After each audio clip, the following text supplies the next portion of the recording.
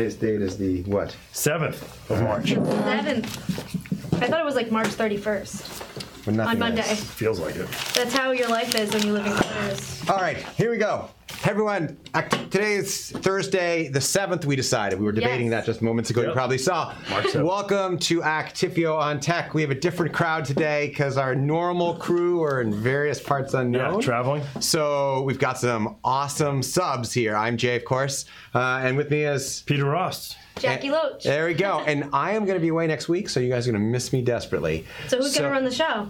I think Jason will be back. Jason I think. will run the show. We'll see. We'll see. But I got to say, let me just give you props as the host of On-Tech in the Actifio orange sweater. Right. I am You are really fully on brand. I know. This I man really speaks fluent Actifian. Yeah. He is a fluent Actifian. I'm committed. I am fully Thank you for having committed. us, Jay. We always love participating. The first thing I want to look at this week is we have the Museum Limited Release. Let's see if I can see the camera. Triple IPA, Juicy and Hazy. So we'll see what this is. This is from Lord Hobo Brewing, which I think is a local place in Woburn, so not far away. Really? In fact, one of our colleagues who's been on the show, no, she hasn't, Erica, I think, brought us this fancy beer. Very nice. So, I'm scared to try it. Exactly. An Erica beer. Yeah, right. I think she brewed it herself. So while I pour in her it, bathtub. I would not doubt it. why don't you, Peter, give us a perspective on perhaps a story of the day? Well, I'm always interested to really understand where sort of the next wave of technology innovation is going to come from. And I mean, regionally. You know, where geographically is it going to come from? We travel a lot, right, Jay? Yeah, sure. You know, we go to these conferences all over the place. San Francisco and Las Vegas and New York and Orlando and even overseas. I know you were recently in London, Singapore, Tokyo. And KPMG actually recently conducted a survey of over 700 technology leaders, asking them that exact question. Where, geographically, where in the world will the next wave of technology innovation come from? And of course, what ranks first, you know, far and above everyone else is... I would think like Silicon Valley. Silicon Valley, exactly. But the real question is, what comes second? You know, there's a lot of sort of areas that are fighting for second place. Would you guys want to take a guess where you think... Worldwide, what is the second place in the world these technology leaders believe will be the next wave of technology innovation? I mean, I would think somewhere on the East Coast. Yep. But in my perspective, they might want to go somewhere with nicer weather. Yeah, right. So I'd like to say Boston too. Right, but maybe Boston, but Boston isn't as big as a city as some of the other cities out there.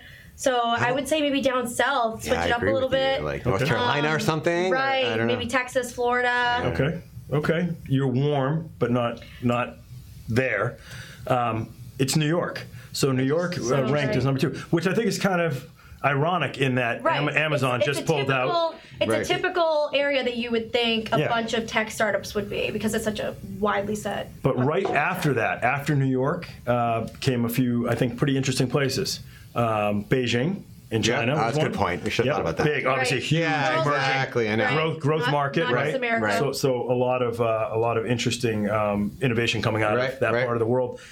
Tokyo and London. So Beijing, Tokyo, London, but also in the top 10, we can proudly say Boston, Massachusetts. That's pictured behind us. Our hometown. Our hometown. So we can proudly say that we are in one of the top 10 technology innovation locations in the world, and Austin, Texas also in the top 10 too. Yes, Austin's I think a great spot. Austin Obviously, as it emerges, it is spot. Well, with Dell, I think Apple is building a huge facility there. Huge presence there. Yeah, so I mean, I think we should consider ourselves lucky that we're here.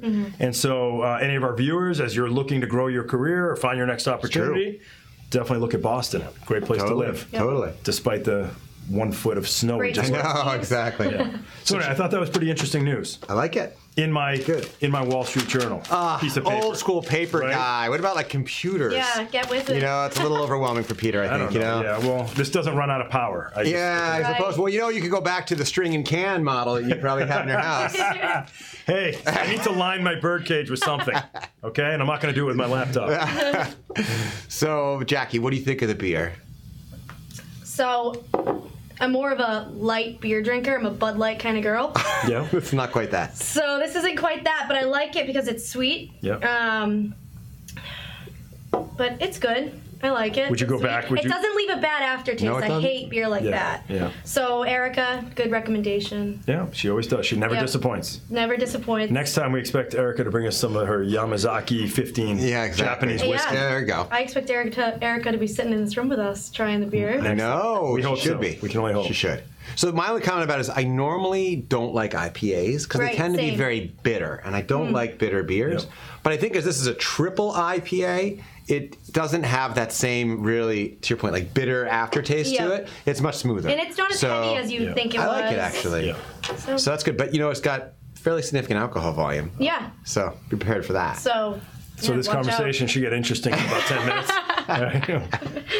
All right. So now bring it back to the topic at hand. Jackie, what do you think? What do you have? Any interesting stories you found?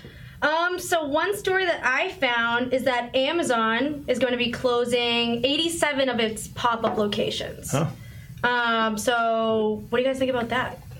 Any reason why? I mean, I think it's interesting that they're even trying to go brick and mortar. I mean, obviously they bought Whole Foods. That was a big deal. Right. So it's saying they're going to, they have their pop-ups inside the Whole Foods locations. But I mean, maybe they just want to invest their money in having Amazon roots in different locations of America instead of just having these pop-up stores. These temporary locations. Right. Because people might look forward to going to the Amazon stores, but then they have to figure out where the next pop-up location would be. So maybe they just want to have roots in specific locations. So do you think it continues to grow, or do you think there's ever any backlash? Hey, you know what? Enough with Amazon, this corporate giant behemoth. They own the cloud. They own my groceries. They own everything. They own my online shopping. I mean, they own my pop-up shops. Like, what's next? I know. What I mean.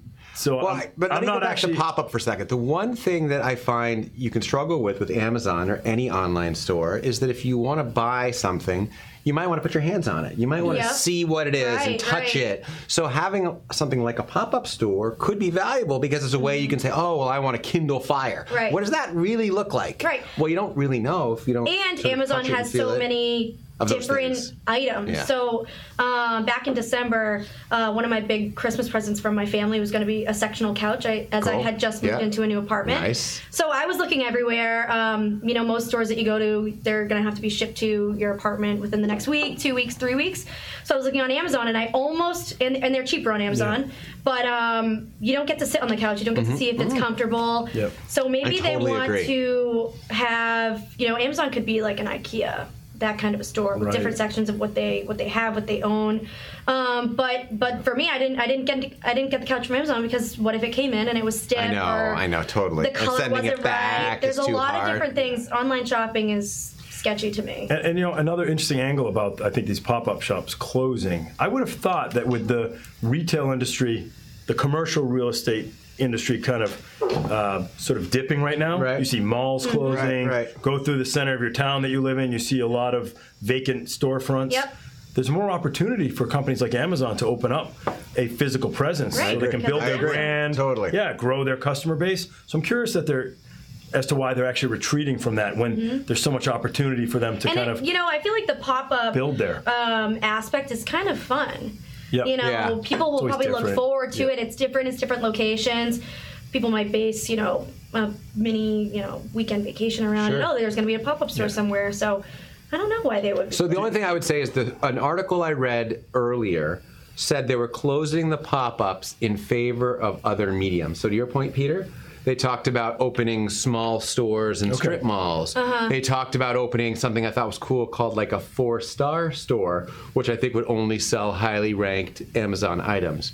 So just because they're closing these pop-ups, I think doesn't mean that they're getting away from the brick and mortar thing. I think, and arguably, the story here mentions about who manages those pop-ups. And you might have like a guy from a random store at the pop-up who just doesn't know much about Amazon. Right. So if you actually open self-contained sort of Amazon-controlled stores, you potentially have the ability to have a better customer experience. And to your point, if you could do it fairly inexpensively, there's probably a lot of space to be had for that. And I think another part of it is, so this line says Amazon works to find opportunities within the company for employees. So maybe they're thinking of, people don't want jobs for just this pop-up time. They want jobs at Amazon for a permanent amount of time. So maybe that could be it. So one story that I thought was really cool is that Peter and I long ago had this conversation, and you remember this is so weird, out of Google the show a few years last year, where you had this thing where you could say, Google, make me a reservation at this restaurant, and literally it would call and it would like pretend it's a human and it would sound like a human and talk to the restaurant, make a reservation, and give it back to you. It's called Google Duplex. So the big news is this was all exciting. Google Duplex just rolled out across 43 states in the US. So it's now available in Massachusetts. So I'm trying to determine how I can use it to make a reservation, because I don't usually make reservations. I don't go to high-end places all that much. But I really want to try it.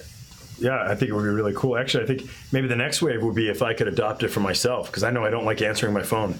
You know, I don't want to talk. Right. I'd rather Google text could screen your phone calls for and then you. it could pretend to be me, use my voice, and use artificial intelligence to have that conversation. But that is pretty cool. But it is interesting if you have a chance and you go online and you go for check out the Google Duplex demo. Right. Yeah. It's amazing. It sounds like a real human being. It really does. With the pauses and the pronunciation. And ahs. Or hold on a second. You know, they're buying time, so it doesn't sound like your typical robot when you have to call your local, your credit card company or your bank, and you definitely sound like you're talking to some voice automation system.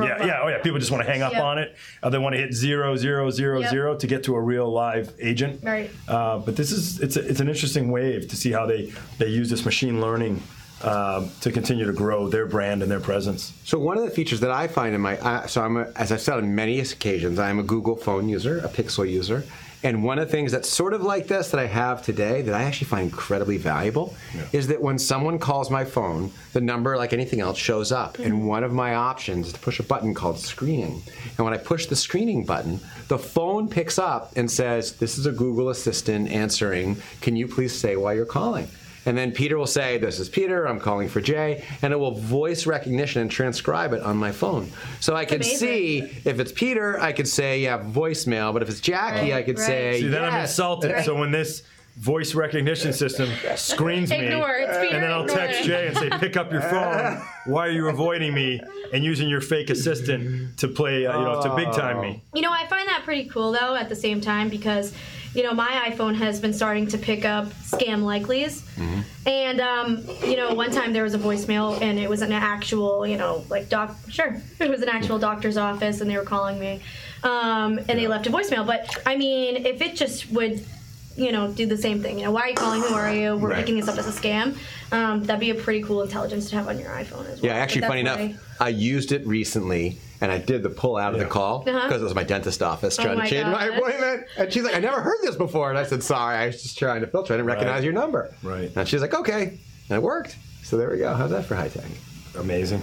So, Amazing, do you have anything good from your old school stone tablet there? My stone tablet. Hold on, let me just dust it off. Exactly. Here was a really interesting story for those video gamers out there, you Fortnite addicts, which Jackie apparently spends 4 or 5 hours a night. As soon as I get home from work, I play Fortnite. Playing Fortnite, nonstop. But what this management article is talking about in the journal today is that as employers are looking for certain skill sets, one of them that they're now looking at favorably is whether or not you have video game skills. Really? They believe, that multiplayer games, for example, encourage players to interact with one another and build strategies as a collaborative unit. It also obviously requires you, to have a pretty long attention span at your game console, and you're competitive and you want to win, and there's obviously a lot of changing dynamics within a game.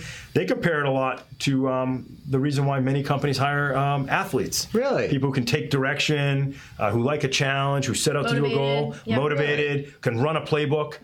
And so it's interesting that these two skill sets are found to be very comparable, because if you put the two people together next to each other, you might find them to be two very different individuals. Right. One who's a hardcore gamer and a hardcore athlete, right? You would think they don't have a lot in common, when in fact, according to the article, they do have a lot in common. So I don't know, would you be more inclined to hire a former competitive athlete or a competitive gamer? Competitive athlete. I mean, it depends what you're hiring for. You didn't even hesitate. No, because I feel like... Because I know you're a former starting quarterback at Ohio State.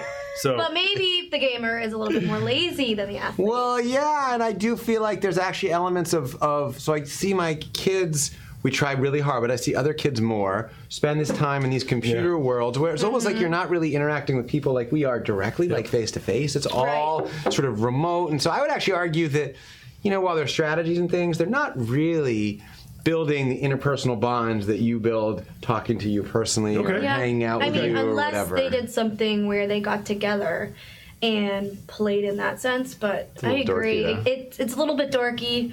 And yeah, I agree. Most of them are just sitting behind. You like Grand Theft Auto? I like Grand Theft Auto. That's Come the one on, game I like. you're a Mario closet Kart, dork. Yeah, but that's a single player game. It's a single player and I game. don't play with the strategy of Grand Theft Auto. I just steal cars and have fun. Use it as it's like watching a TV show or a movie. Right. But I would also just add that, Jay, as roles and job functions and responsibilities change, I mean, think, for example, how much time of your day is spent online doing online demos, webinars, this video, for example, phone calls. You're not actually interacting face-to-face with another person.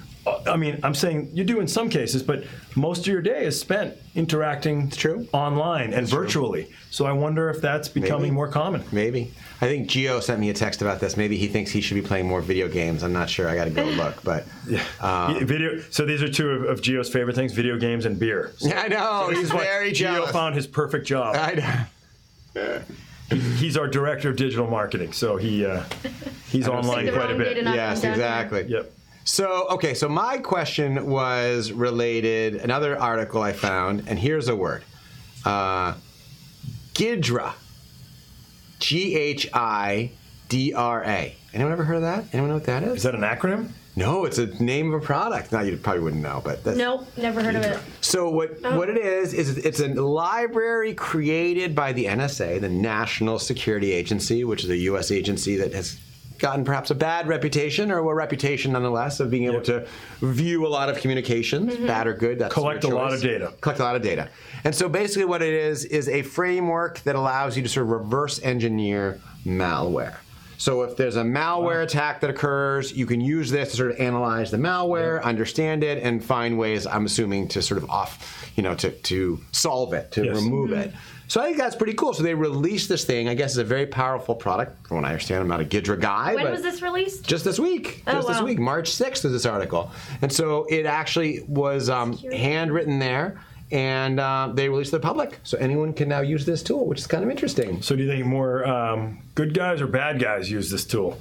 You know, the malware makers want to make it stronger malware. That's true. I know the good guys want to stop them from creating it, so I wonder who are going to be the power users of this. So the researchers said they liked it, and it was asked, why did you release it? Yeah. And it's because they wanted to provide more visibility into the challenges of malware and make it available for more people to sort of be aware of the challenges associated with it and solving it, which I think is interesting. Yeah. Here it is. The quote was, "The move was powered by the need to improve cybersecurity tools, to build a community, to educate new talent, and to show what the agency uses tax money for." Oh, okay. Well, all right. I think the last one we can live with that. So it's almost a little bit of a marketing campaign. It is a marketing campaign. You're right about how making our lives better by releasing this. But regardless, I think it is a admirable thing that releasing this tool. Anything people can do to improve sort of the malware, spam situation that we all are not struggling, but we all deal with as beneficial, I think. So I thought that was interesting. Right. So that's what I had. I don't really have anything really compelling. Jackie, I know. Let's see what I had. Did you talk at all? This is a weird one. I don't think we need that one, but. Oh yeah, that's a little creepy. So did you talk at all about last week at Actifio how we had our. We skipped last week. Oh, we did skip last week because we were out at sales kickoff. That's because we were at sales kickoff. So exactly. Did you talk at all about sales kickoff? And some of the exciting things that we were working on. Give us a 2-minute overview, and Jackie, you can follow up because you were there too. And I'll Well, for me, obviously, sales kickoff is a great way to kind of start the year. And to your point about seeing people and interacting face to face from your colleagues around the world. Yeah. So we had over 400 Actifians from around the world participate in interactive panel discussions, training sessions, lunch and learns. We had a lot of really amazing. A charity event. A charity event. That was good. Yeah, we built bikes, not bombs. Right. That's right. And donated, I think, over 16 bikes that. I think even more. Yeah, that everybody at Actifio helped to build. Yep, I think over 20. It's a bit hard to build. I did 20 build bikes, one. It sorry. was quite difficult. I put the seat on my bike. Yeah, you were doing some serious hard work. Impressive. Serious work. Are you going to ride it to work now or no? I actually did ride it around the stadium a little bit. It was funny when very small bikes. they're for kids. Yeah. They're for kids. So because when our CTO was driving, would you see him biking it around the lunchroom? His bike he built. Yeah, I did. Proudly. Yeah. He's a big bike. He bikes to work too. I know, electric bike. But I will say though that at least for me, a lot of the exciting interaction was with some of our key go-to-market technology partners. Right. Definitely. I mean, a lot of exciting conversations with some of their key executives on stage. it really So I think just there's went to show how important it was, those partnerships with those larger It's true. companies. How important it is to not only us but to them as well. Sure. For them to come and speak at our Definitely. sales kickoff and pump all the salespeople up. Yeah. It was a really good experience, and now I think everybody has really hit the ground running. I know I was personally excited just to see, having been here now for 3+ years, wow, how far along the company's come. Right. It's true. In some of the biggest technology brands in the world that want to work with Actifio and leverage our technology. Some of the biggest public cloud companies, some of the biggest and largest and most influential infrastructure and technology companies, consulting firms. So it's really an impressive. And they really find movement. our product useful. To integrate with their products, and I think that's pretty. So, cool. in some of your interaction with customers, since sales kickoff, have you heard customers and other partners getting excited about some of the things that were announced at kickoff? Yeah, super excited. A lot of our partners are really excited about it, and it's really just being able to throw out these larger names that more potential customers will know rather than Actifio. It's been really cool educating some of the salespeople on, in these other companies, in their teams. They've been like, wow, Actifio can really do this. And, we have some large customers that would only use Actifio if we could integrate with certain products. Sure. Makes sense. So it's been really cool. It's great validation. It's validation, right? It's really putting Actifio on the map. I agree. Not that our product doesn't speak for itself, but really integrating with some of these larger, technology providers. I agree. And as an aside, complete aside, it was exciting for me at least to spend those 2 or 3 days in Boston, downtown at the Intercontinental Boston, beautiful facility. But the reason I was so excited about it is because we're preparing and getting ready to spearhead our annual Data Driven Conference. That'll be mid-June at the same location, Intercontinental Boston. Much better weather, beautiful place to be, and right downtown in an incredible location. So I know, we brought our whole company together, in February, and now we'll bring all of our customers together in June. To so share their stories of how Actifio impacts their exciting place to be. So I'm looking forward to that. Me too. And maybe I'll crack out my orange sweater. There you go. I would say the additional thing is I would agree. I'm very excited, but the other key thing that you forgot is right near the Intercontinental as well is Trillium Brewery. Oh my gosh, I went there twice. Had some great beer. I can't remember what they were called, but famous local craft brewery. We had that here, right in the seaport. That was fun. Exactly. That was fun. But so it's good. No, it was a great $5 per kickoff. tour. You got a tour? Yeah, we got a tour. Well, that's good. Like 4 of I us from the sales team did. Nice. And it was cool. I mean, we probably each had 3 full beers just in the tasting area. Oh, nice. Yeah, so that was pretty fun. I'm gonna get down there next time. Data driven, I'm sure. Yeah, it's a short walk. It'll be way nicer out too. They'll have outside seating. It's true. Probably a better experience. Yeah. Excellent. Well, that's it for the Actifio On-Tech for today, which is the 7th. Peter, thank you for joining us again. Jay, thanks for having us. Jackie, thanks for coming the first time. You did fantastic. Sure, You didn't bring anytime. it back. Jackie. Yes. It's been a pleasure. Thanks for having For volunteering. I just got to go shut it down, so you guys will have to stay on camera for a minute while I stop it. me. Don't knock the We're table missing over. our So Jackie, producer. it wasn't such a scary No, not a opportunity. scary experience at all. The beer helps. Yeah, right. The beer. yeah. I think that's why all the guests are invited to taste the beer.